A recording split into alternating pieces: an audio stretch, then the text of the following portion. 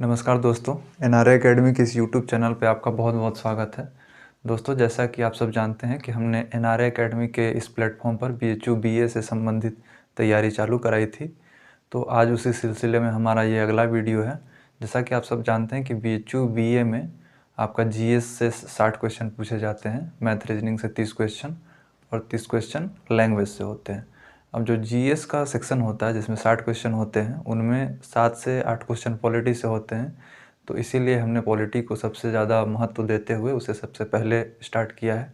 इससे पहले हमने पॉलिटी के 5 वीडियो ऑलरेडी डाल दिए हैं और बीएचयू बीए एंट्रेंस से संबंधित सारी जानकारी भी हमने एक अलग से सेपरेट वीडियो बना के डाल दी है। तो आपको बीएचयू बीए एंट्रेंस से संबंधित जो भी जानकारी चाहिए आप वो वीडियो जाके देख सकते हैं। हम इस वीडियो के डिस्क्रिप्शन में भी उस वीडियो का लिंक डाल देंगे। तो जो भी चीज़ें हैं, आपको जो भी जिस तरीके की जानकारी की आवश्यकता है वो सारी चीज़ें उस वीडियो में बताई गई हैं, तो आप जाके देख सकते हैं। आइए हम आज पॉलिटी का अपना अगला वीडियो चालू करते हैं। जैसा कि दोस्तों, हमने अपने पहले वीडियो में 1773 का रेगुलेटिंग एक्ट पढ़ा था।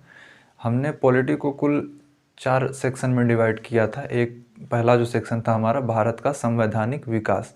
तो संवैधानिक विकास के क्रम में कुछ एक्ट मैंने आपको बताए थे अपने पहले वीडियो में, उसी क्रम को, उसी सिलसिले को हमने आगे बढ़ाया है और आज हम 2 एक्ट पढ़ेंगे। एक आपका भारत परिषद अधिनियम 1909 और दूसरा भारत शासन अधिनियम 1919।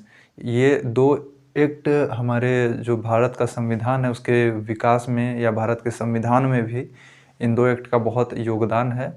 और इन एक्ट से कुछ चीज़ें आपके 1935 के अधिनियम में मिल जाएंगी और 1935 के अधिनियम की कुछ बहुत सारे प्रावधान सीधे सीधे उठा के हमारे संविधान में डाल दिए गए हैं। तो इसीलिए हम भारत के संविधान को पढ़ने से पहले उसके संवैधानिक विकास को पढ़ते हैं, ताकि एक हमारा बेस तैयार हो जाए कि भारत के संविधान को जब हम पढ़ें तो हमें चीज़ें अच्छी तरीके से समझ में आए। तो आइए बिना किसी देरी के चालू करते हैं हम आज का अपना सेशन। जो हमारा आज का पहला टॉपिक है वो है भारत परिषद अधिनियम 1909। इसमें हमें मुख्य रूप से 6 प्रावधान पढ़ने हैं। जैसा कि मैंने आपको पहले भी बताया था कि ये जो अधिनियम आते थे ये बहुत बड़े अधिनियम होते थे, कई सारे प्रावधान होते थे, लेकिन हमें सारी चीज़ें नहीं पढ़नी है। जैसे कि जो इनका हिस्टोरिकल क्रम है, ऐतिहासिक क्रम, उनसे रिलेटेड कोई भी चीज़ें हमें पॉलिटी में नहीं पढ़नी, वो सारी चीज़ें हिस्ट्री में पढ़नी है। जैसे कि मैं आपको एग्जांपल दूं कि इस अधिनियम के आने की क्या वजहें थी, तो ये हिस्ट्री का सवाल है, ना कि पॉलिटी का। पॉलिटी में ये है कि इस अधिनियम में क्या प्रावधान किए गए। अब जैसे मैं आपको एग्जांपल दूं कि जो ये अधिनियम था 1909 का अधिनियम, इसको लाने की कई वजहें थी। भारत में 1885 में कांग्रेस की स्थापना हो चुकी थी, राष्ट्रवाद धीरे धीरे उदय हो रहा था। कई सारे नेता पढ़ेंगे, बाल गंगाधर तिलक, दादा भाई नौरोजी वगैरह, तो उनका उदय हो चुका था इस तरीके से। और 1906 में ढाका में आगा खां और सलीमुल्लाह खां ने मुस्लिम लीग की स्थापना कर दी थी। तो मुस्लिम लीग की कुछ अपनी मांगें थी, उन्हीं सब मांगों को ध्यान में रख के ये अधिनियम लाया गया।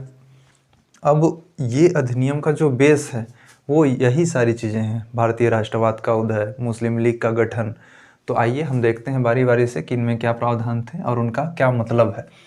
जो सबसे पहली चीज़ तो हमें ये जानना है कि इस अधिनियम को मार्लियामेंटो सुधार कहा जाता है। मार्लियामेंटो सुधार क्यों कहा जाता है, मैंने आपको बताया था कि 1858 के अधिनियम में भारत में जो आपकी कोर्ट ऑफ डायरेक्टर होते थे इंग्लैंड में जो बैठते थे और बोर्ड ऑफ कंट्रोल होता था, उनको ख़त्म करके भारत सचिव के पद को लागू कर दिया गया था। तो इस टाइम मतलब 1909 में मार्ले नाम के व्यक्ति भारत सचिव हुआ करते थे, इसीलिए उनके नाम पे ये मार्ले हो गया। मिंटो, उस टाइम भारत के वायसराय मिंटो हुआ करते थे, तो इस कारण इस अधिनियम को मार्लियामेंटो सुधार कहा गया।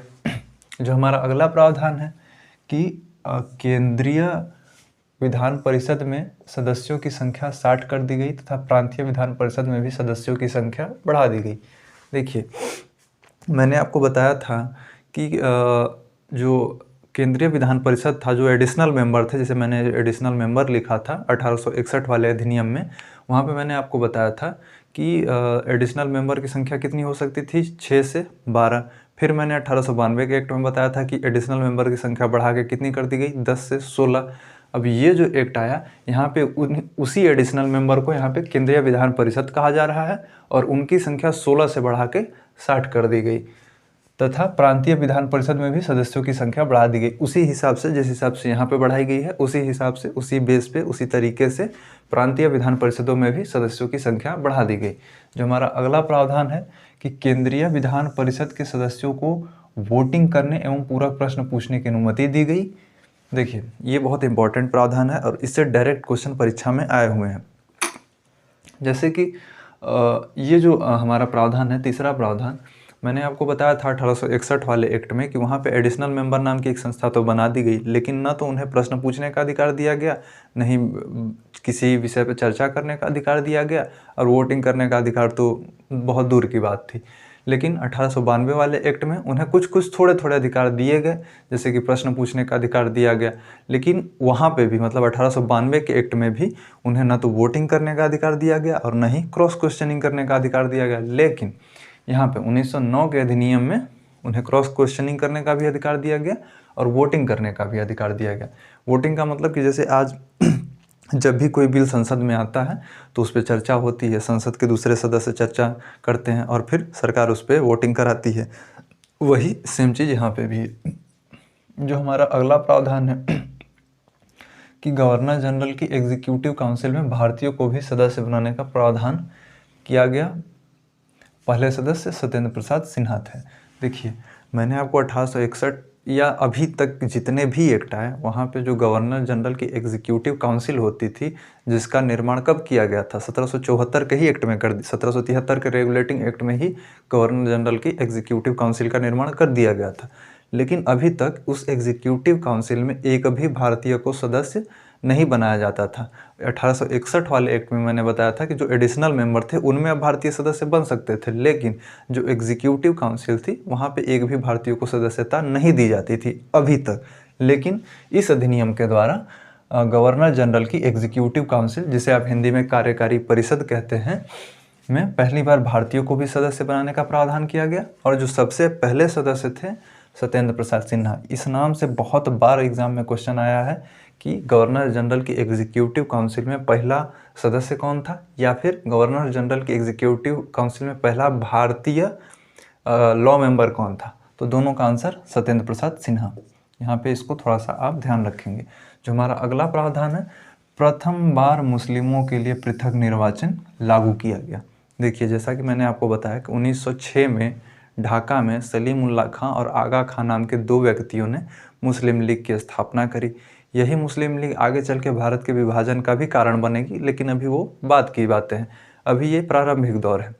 अब इन लोगों का क्या मांग था कि मुसलमानों के लिए एक सेपरेट इलेक्टोरेट की व्यवस्था की जाए। सेपरेट इलेक्टोरेट का क्या मतलब हुआ, मान लीजिए कि आप अपने क्षेत्र में, आपके क्षेत्र में जो आपके सांसद होंगे या विधायक होंगे, तो क्षेत्र में कई सारे धर्मों के लोग रहते होंगे, हिंदू, मुस्लिम, सिख, ईसाई, इस टाइप के। इस जो मुस्लिम लीग थी, इसकी क्या मांग थी कि अगर किसी सीट को मुस्लिम रिजर्व घोषित कर दिया जाता है तो वहाँ के जो सिर्फ मुस्लिम मतदाता हैं वही वोटिंग करेंगे। मतलब कि अगर मान लीजिए आप किसी बनारस में या मिर्ज़ापुर में या सोनभद्र में या फिर गुजरात के किसी ज़िले में रहते हैं या राजस्थान में या मध्य प्रदेश में कहीं भी रहते हैं और वहाँ पे आपके लोकसभा सीट से या विधानसभा सीट से किसी मुस्लिम उम्मीदवार को खड़ा कर दिया जाता है, तो वहाँ पे वोटिंग कौन करेगा, सिर्फ मुस्लिम करेंगे। अगर आप हिंदू हैं तो नहीं कर सकते, अगर आप सिख हैं तो भी नहीं कर सकते, अगर आप ईसाई हैं तो भी नहीं कर सकते, मतलब सिर्फ मुस्लिम वोट करेंगे। तो सेपरेट इलेक्टोरेट का मतलब उम्मीद है कि आपको समझ में आ गया होगा। ये हमारा पांचवा और इम्पोर्टेंट प्रावधान था। इससे भी एग्जाम में कई बार क्वेश्चन बने हैं कि सबसे पहले भारत में पृथक निर्वाचन प्रणाली या फिर सांप्रदायिक आधार पर निर्वाचन प्रणाली कब चालू की गई, तो आपका 1909 का अधिनियम, सांप्रदायिक निर्वाचन की शुरुआत यहीं से होती है। जो हमारा अगला प्रावधान है, इस अधिनियम ने presidency corporation, chambers of commerce, विश्वविद्यालयों एवं जमींदारों के लिए अलग प्रतिनिधित्व का भी प्रावधान किया। देखिए, इसके पहले 1861 वाले एक्ट में मैंने आपको बताया था कि जो प्रांतीय विधान परिषद होते थे, जैसे कि बॉम्बे हो गया, आपका मद्रास हो गया, या फिर बंगाल हो गया, आगरा हो गया, यूनाइटेड प्रोविंस हो गया, तो इन सबों में प्रांतीय विधानसभाएं होती थी, जैसे आज भी होती हैं प्रांतीय विधानसभा, राज्य की विधानसभा उस टाइम भी होती थी। तो वहाँ पे यहाँ से लोग इनडायरेक्टली चुन के आते थे, अप्रत्यक्ष निर्वाचन के तरीके से, चैम्बर ऑफ कॉमर्स से, विश्वविद्यालयों से, जमींदारों से। लेकिन जो सेंट्रल लेजिस्लेटिव थी, केंद्रीय विधान परिषद, वहाँ पे इस तरीके के अप्रत्यक्ष निर्वाचन का कोई भी प्रावधान अभी तक नहीं था। लेकिन इस अधिनियम के द्वारा अब यहाँ पर भी जो केंद्रीय विधान परिषद है, जहाँ पर सदस्यों की संख्या मैंने आपको कितनी बताई, 60, इनमें से कुछ सदस्य अब यहाँ से, यहाँ से, यहाँ से और यहाँ से चुन के आएंगे। तो आप समझ गए होंगे कि ये पूरा एक्ट क्या था, भारत परिषद अधिनियम 1909। थोड़ा सा एक बार और इसको रिवाइज कर लेते हैं। इसे पार्लियामेंटो सुधार कहते हैं, पहला प्रावधान। दूसरा, केंद्रीय विधान परिषद में सदस्यों की संख्या 60 कर दी गई तथा प्रांतीय विधान परिषद में भी सदस्यों की संख्या बढ़ाई गई। मैंने आपको बताया था कि 1861 वाले एक्ट में 6 से 10 रखी गई थी, फिर उसको बढ़ा के 10 से 16 कर दिया गया। अब यहाँ पे 60 कर दिया गया।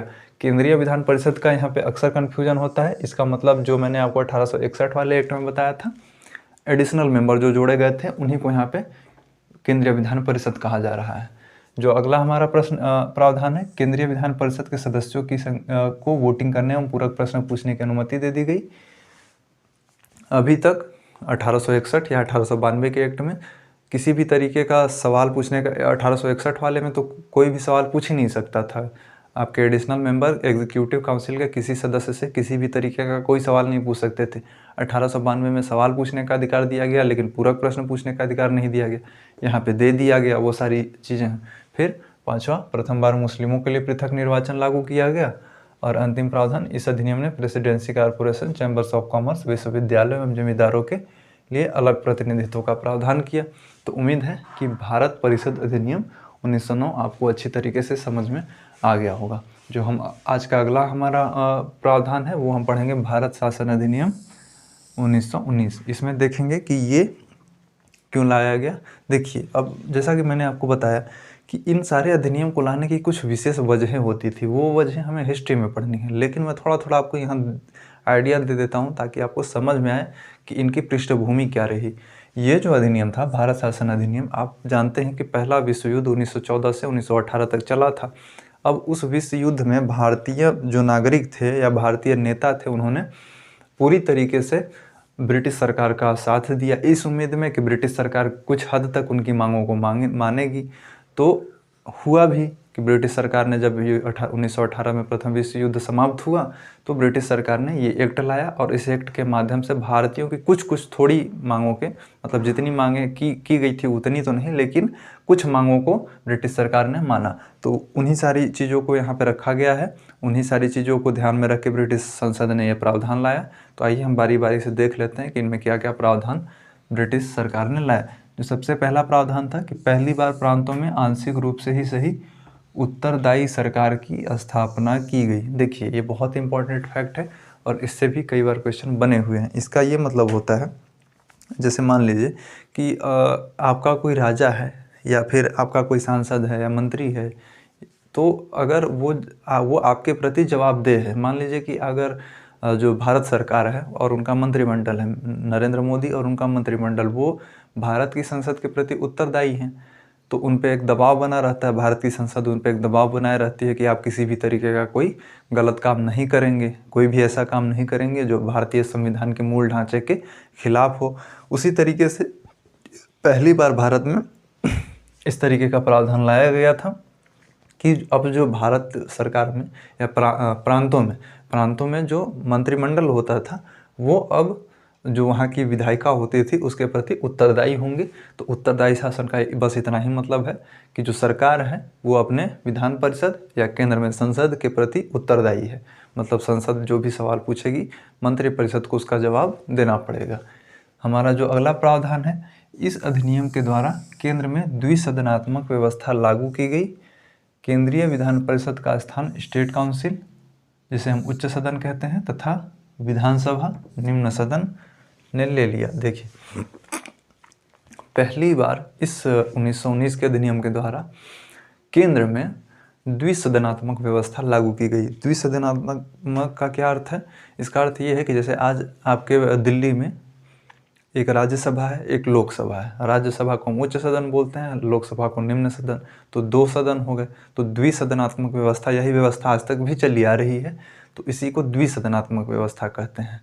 जैसे कि काम तो हमारा सिर्फ लोकसभा से भी चल सकता था, लेकिन कुछ ऐसी चीज़ें थी जिनकी वजह से राज्यसभा बनाना पड़ा।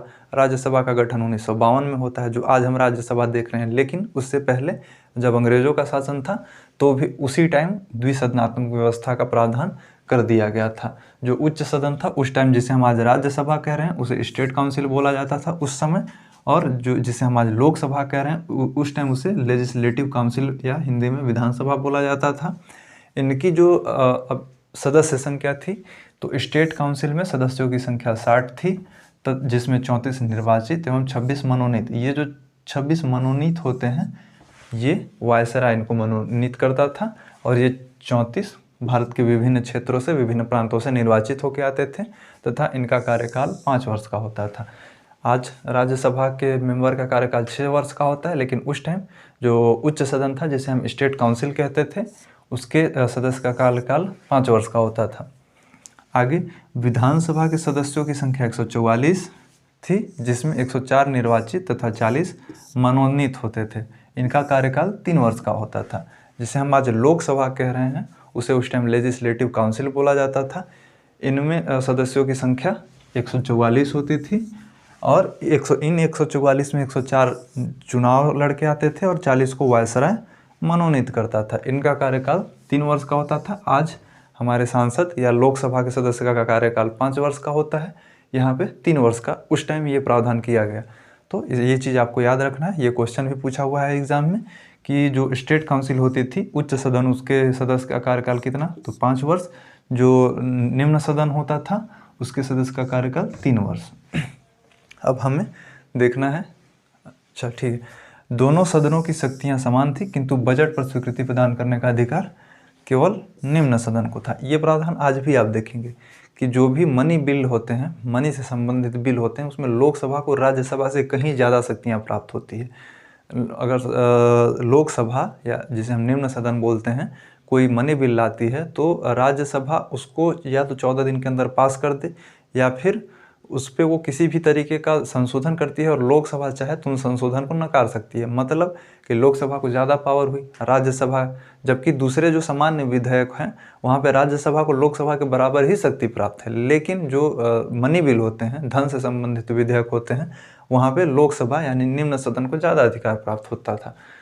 सेम वही प्रावधान यहाँ पे भी किया गया था, या यूँ है कि यही प्रावधान आज तक चला आ रहा है कि जो दोनों की शक्तियां समान होती थी, किंतु बजट पर स्वीकृति प्रदान करने का अधिकार केवल निम्न सदन को था। बजट मतलब बजट मनी बिल, मनी से ही संबंधित तो है बजट, इसलिए बजट भी मनी बिल के ही अंदर आएगा।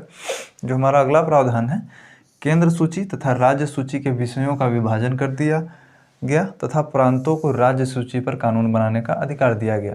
देखिए, भारत के संविधान में जो हमारी 7वीं अनुसूची है, उसमें 3 तरीके की सूचियां हैं, केंद्र सूची, राज्य सूची, समवर्ती सूची।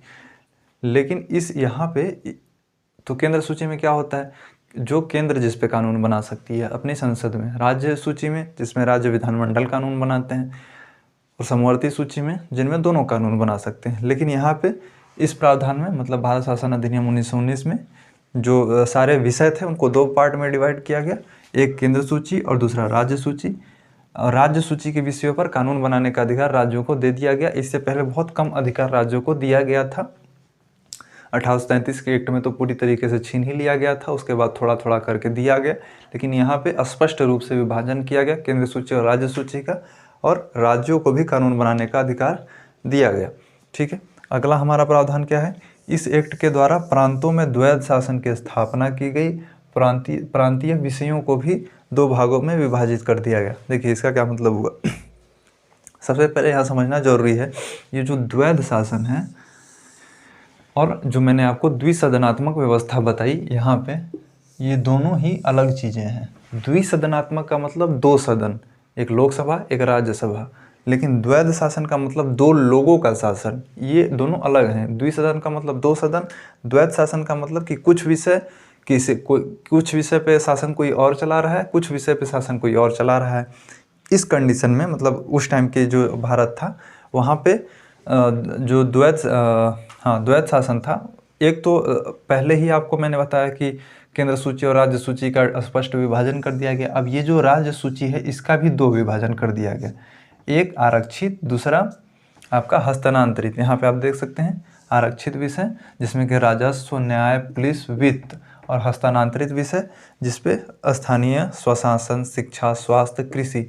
मतलब कि मैंने आपको बताया कि इस प्रावधान के तहत जो भी मुद्दे थे या जो भी चीज़ें थी उनको दो पार्ट में डिवाइड कर दिया गया, केंद्र सूची, राज्य सूची। अब इस राज्य सूची को भी दो पार्ट में डिवाइड कर दिया गया, आरक्षित विषय और हस्तांतरित विषय। आरक्षित विषय में कुछ विषयों को रखा गया और कुछ विषयों को हस्तांतरित विषय में रखा गया। आरक्षित विषयों पर गवर्नर अपनी परिषद की सलाह से काम करता था, जबकि हस्तांतरित विषयों पर वो भारतीय मंत्रियों की सलाह से काम करता था। जैसा कि मैंने आपको बताया कि प्रांतों में द्वैत शासन लागू हो गया था। अब जो आरक्षित विषय थे, एक गवर्नर जनरल की एग्जीक्यूटिव काउंसिल होती थी, वो शासन कुछ चीज़ें वो चला रही है, दूसरी तरफ एक राज्य विधानमंडल है, कुछ चीज़ें वो देख रहा है। तो जो कुछ विषय थे, मतलब जो आरक्षित विषय थे जिनमें ये मुख्य थे, राजस्व, न्याय, पुलिस, वित्त, इस पे गवर्नर जनरल अपनी एग्जीक्यूटिव काउंसिल की मदद से शासन करता था। मतलब कि राजस्व से संबंधित कोई मामला है उस पे गवर्नर जनरल अपनी एग्जीक्यूटिव काउंसिल की बात मानेगा। न्याय से संबंधित कोई मामला है उस पे जो गवर्नर होता था वो अपनी एग्जीक्यूटिव काउंसिल की सलाह लेगा। जो पुलिस से संबंधित या वित्त व्यवस्था से संबंधित कोई कानून बनाना हो या किसी तरीके का कोई ऑर्डर पास करना हो, तो जो गवर्नर होता था वो अपने एग्जीक्यूटिव काउंसिल से सलाह लेता था और एग्जीक्यूटिव काउंसिल की ही सलाह मानता था। लेकिन जो हस्तांतरित विषय थे उनमें जो गवर्नर को जो भारत के मंत्री होते थे और जो राज्य विधानमंडल के सदस्य होते थे उनकी सलाह से काम करता था। उसमें क्या आता था, स्थानीय स्वशासन, स्थानीय स्वशासन को आप पंचायती राज बोल सकते हैं, शिक्षा, स्वास्थ्य, कृषि। तो इन सारी चीज़ों पर गवर्नर भारतीय मंत्रियों की सलाह से काम करता था। जो हमारा अगला प्रावधान है इसमें कि जो सांप्रदायिक निर्वाचन का दायरा बढ़ाकर सिखों, ईसाइयों को भी पृथक निर्वाचन का अधिकार दे दिया गया। देखिए यहाँ पे मैंने भारत शासन अधिनियम 1909 में आपको बताया कि मुसलमानों के लिए पृथक निर्वाचन का प्रावधान कर दिया गया यहाँ पे, लेकिन इस एक्ट में यही प्रावधान सिखों के लिए, ईसाइयों के लिए, भारत में रह रहे इंग्लैंड के लोगों के लिए, उन सब लोगों को पृथक निर्वाचन का अधिकार दे दिया गया। मतलब कि अब ईसाइयों को वोट ईसाई देंगे, सिखों को वोट सिख देंगे। मतलब कि अगर पंजाब का कोई इलाका है जहाँ पे कोई बंदा या कोई व्यक्ति चुनाव के लिए खड़ा होता है, मतलब सेंट्रल असेंबली के लिए या लोकल असेंबली के लिए, तो वहाँ पे कोई सारे सिख ही वोट देंगे। मतलब हिंदू, मुस्लिम और कोई दूसरे वोट नहीं दे सकते। उसी तरीके से मुसलमानों में मैंने आपको बताया था कि सिर्फ मुसलमान ही वोट कर सकता था, बाकी कम्युनिटी के लोग वोट नहीं कर सकते थे। तो वो सारी चीज़ें यहाँ पे इस प्रावधान में सिखों तक और उसी जो सांप्रदायिक निर्वाचन था उसका दायरा बहुत बड़ा कर दिया गया और उनमें सिखों, ईसाइयों को भी शामिल कर दिया गया। जो हमारा अगला प्रावधान है कि एक लोक सेवा आयोग का गठन किया गया।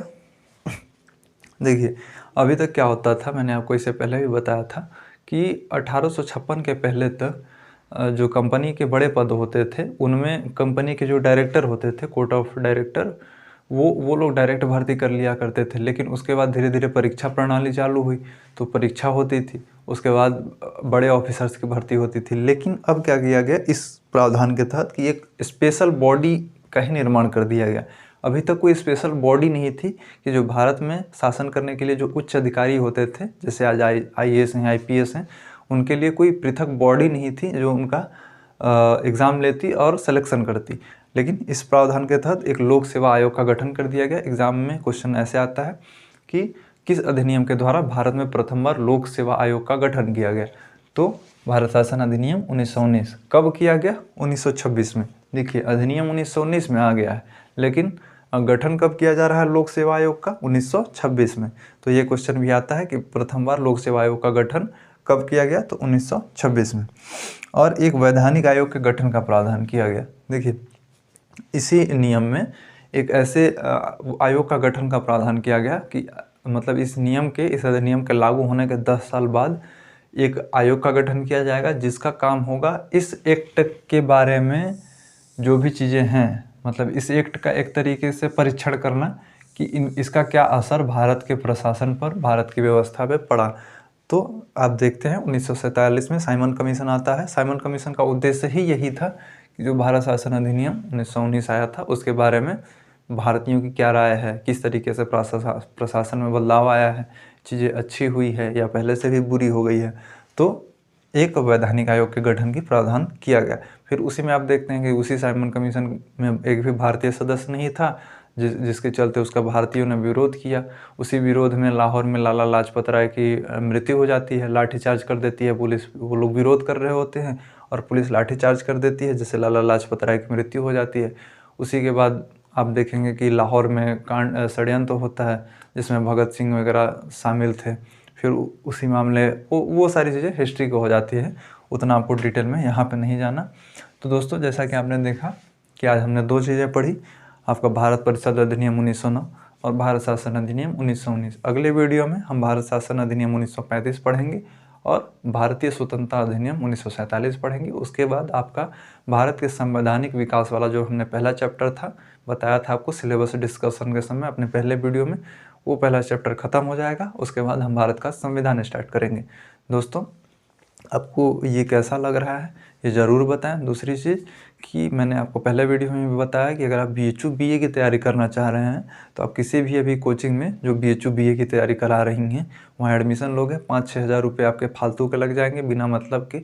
वो भी कोई आपको बहुत ऐसा घोल के नहीं पिला देंगे, जो मैं पढ़ा रहा हूँ वही पढ़ाएंगे। बस क्या है कि थोड़ा चमक धमक आपको ज़्यादा दिखेगी, जिसका कोई मतलब नहीं है, क्योंकि चमक धमक से आपका एग्ज़ाम नहीं निकलने वाला है।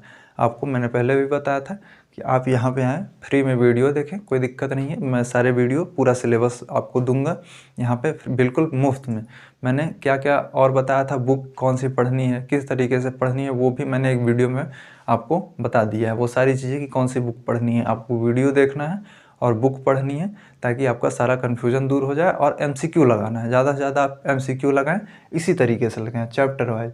जैसे मैंने भारत शासन अधिनियम 1909 पढ़ा है, तो अगर आपके पास कोई बुक है तो वहाँ से आप MCQ लगाएं। अगर वहाँ आपको नहीं मिलता किसी बुक में तो आप यूट्यूब पे जाएं, सीधे भारत शासन अधिनियम 1909 MCQ लिख के टाइप करें, कई सारे वीडियो खुल जाएंगे, वहाँ से आप सीधे सीधे इनका MCQ लगा ले, देख ले वो वीडियो। 10 मिनट 15 मिनट के वीडियोज़ होते हैं।